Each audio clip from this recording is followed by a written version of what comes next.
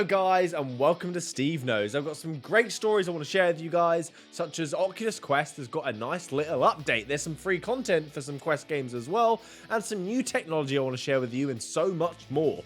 Also, the giveaway for Arizona Sunshine is coming to an end soon in a couple of days, and I have an Oculus Quest to give away, so if you want to enter, subscribe to the channel, and links on how to do that are down below. So let's get started on the news, because there's tons to go over.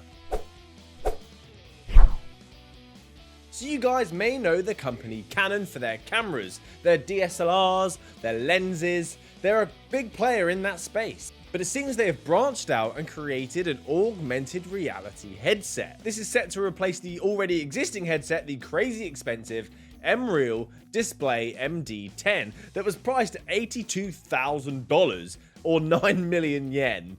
So the new headset is called the M-Real Display MD20. This is going to be tethered to a PC and shown off at a Japanese exhibition in the end of February. It's being marketed to businesses as a support tool for manufacturing, so I doubt you'll see them in Argos. It comes with a new CMOS sensor capturing detailed images with a 2560 by 1600 per eye resolution on the AR displays. And it also looks like one of the most comfy straps I've ever seen. Nice cushiony leather, and it covers the entirety of the top of your head. The field of view is also 70 degrees horizontal, that's left to right, and 40 up and down, which is something that's bothered me about augmented reality for a long time, that you have these little displays you have to look through in order to see content, instead of it surrounding you, engulfing you in that augmented world. And it also has a 60Hz refresh rate. This is a very expensive tool. Only a few big dogs in Japan have adopted this, such as Toyota and the Japanese railway company. I'm just amazed to see this. I didn't even know Canon were doing anything other than cameras.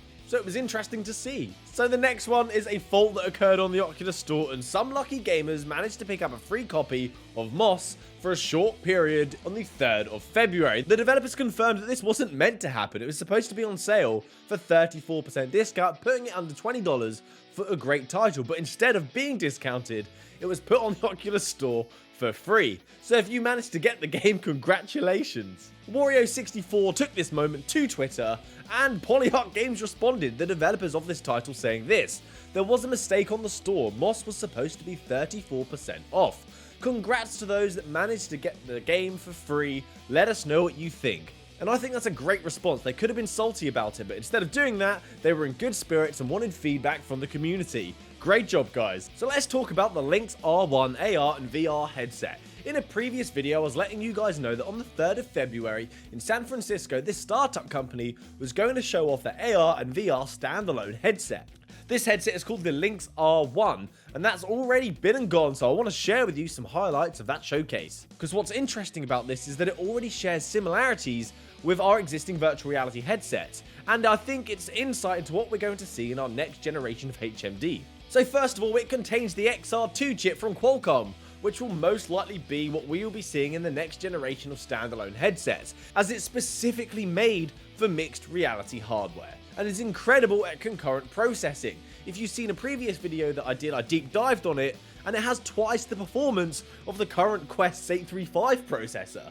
And this headset is achieving its augmented reality with the use of the pass-through cameras. Instead of having micro displays that overlay the environment, instead it's using pass-through cameras and using the VR technology to overlay the existing environment. Although the quality is downgraded, it allows the AR to surround the user, which I think is more beneficial. The headset also has 6 cameras for sensory input that the XR chip can handle easily. There's 2 cameras for tracking, 2 for eye tracking, and 2 for the pass-through cameras. And this leads me to believe that the next generation of standalone headset is going to implement a similar set of features. But what's got me amazed about this headset is the unique design of their lens. I've not seen anything like it before. It's called the 4-fold Cadiooptric Freeform Prism, if I said that right. The name alone is madness. It apparently allows for the display to be very close to the lenses, allowing for a more compact headset. It's also rocking a 1600 squared resolution, a 90Hz refresh rate, hand tracking, 6GB of RAM, 128GB of storage, Wi-Fi 6, Bluetooth 5, USB Type-C, and a 2-hour battery life, and it's all running on an Android operating system. Sideloading? Yes, please. All of this as well is only going to cost you £1,500, and for an enterprise HMD that has all of these capabilities, that's a pretty impressive price. They are looking to sell this headset to the military, the medical industry, and the industrial industry. And being able to have this multi-purpose, standalone headset with the new Qualcomm chip, it's a future-proof option. If I was in enterprise, I would be very excited and very interested in this headset. Well done, sir, to the 25-year-old CEO. Now let's talk about Pistol Whip, as free content is always a happy day, and it's time. We are due some from Pistol Whip, with one song so far being the High Priestess level. It's just not been enough, so finally, there's another one coming from Cloudhead Games. That's going to be 12 tracks. That's an album. And it's from Cannibal Records as well, as per usual, and it's called Akuma. This will be an update that's occurring on February the 6th at 10 o'clock Pacific time, which is 6 PM UK time, and I think 1 PM Eastern time.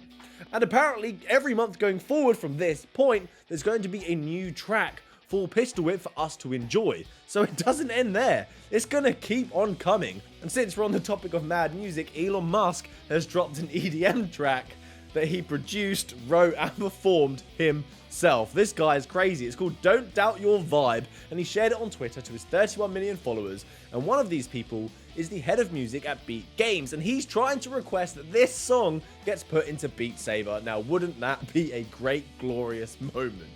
If you haven't heard the song, there's a link in the description. Check it out.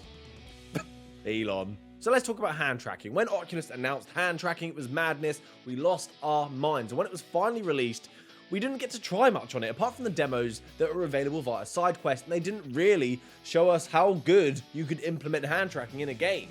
It kind of did the opposite. So I thought I'd be objective before I got an opinion and wait for an official title to be released on the Oculus Store that's actually implementing hand tracking. And finally, some game has decided to show off the hand tracking capabilities, and that is Alden Dynamics, who created Waltz of the Wizard. They've just posted a new video. This video starts off with the developer interacting with objects using hand tracking, using different magical spells and gestures to conjure magic. And it looks like it has some complexity to it. Annoyingly, the devs said that this was merely an experiment, and it's unclear when official support will actually arrive. A big factor on when this will occur is the roadmap of Oculus providing hand tracking improvements and third-party release rollouts, which will hopefully be clarified soon.